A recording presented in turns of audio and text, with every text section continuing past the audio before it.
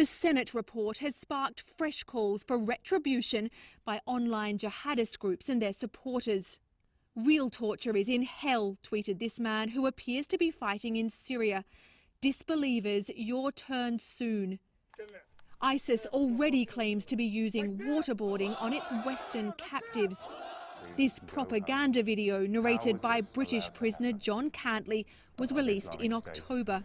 Some of us who tried to escape were waterboarded by our captors, as Muslim prisoners are waterboarded by their American captors. The Senate report. All right, folks, you get the picture. Robert Spencer, director of Jihad Watch, vice president of the American Freedom Defense Initiative, and author of 2 New York Times bestsellers, The Truth About Muhammad and The Politically Incorrect Guide to Islam. Robert, welcome, sir.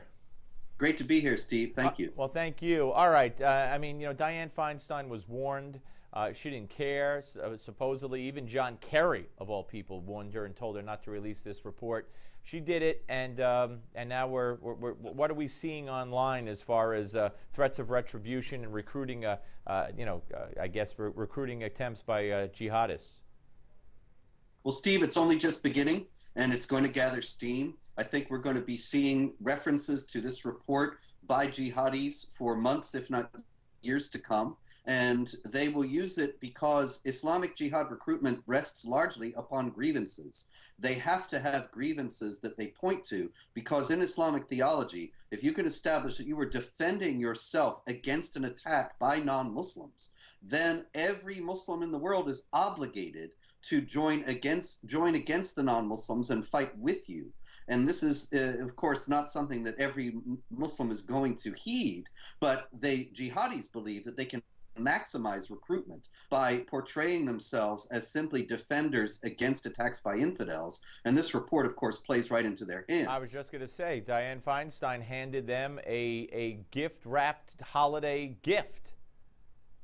Yeah, absolutely. Yes, and she had to know that this was what she was doing. I mean, this is not something that's hidden.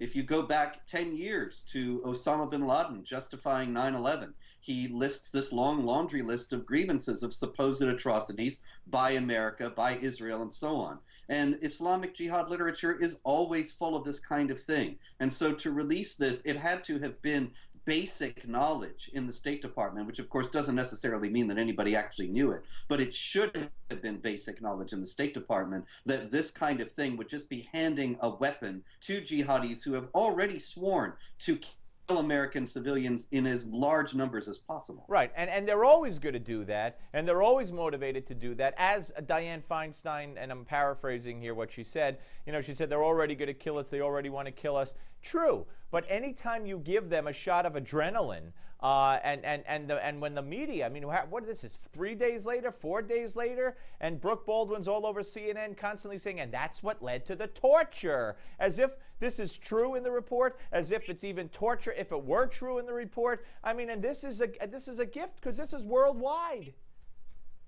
Yeah, absolutely.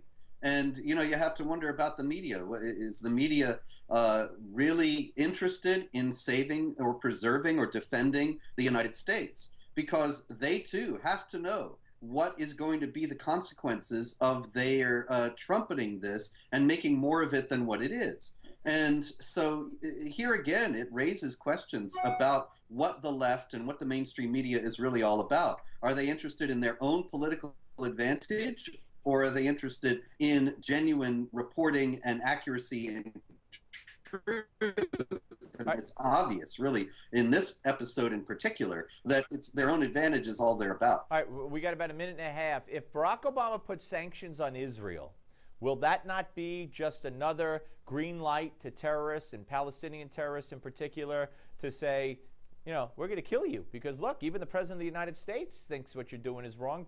He's putting sanctions on you like an enemy. No doubt about it, Steve. Absolutely.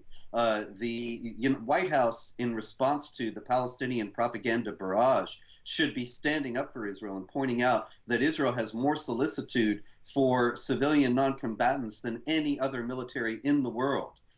as even the U.S. military has acknowledged, but then was rebuked. The chief of staff was rebuked by the State Department for saying this. And so here again, we see the Obama administration playing politics and working as the adversary of an American ally, which has been a reliable American ally, instead of standing for the truth. Robert, always great to talk to you, sir. Thank you very much for your time. Thank you, Steve. Always a pleasure. Take care. Robert Spencer, ladies and gentlemen. Check out Jihad Watch and check out his two best-selling books, The Truth About Muhammad and The Politically Incorrect Guide to Islam. Those are two of his books.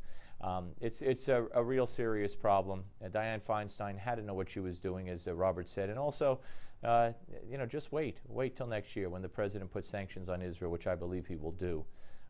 In unprecedented fashion, obviously. All right, former Navy SEAL and FBI agent Jonathan Gilliam is next. Don't go away.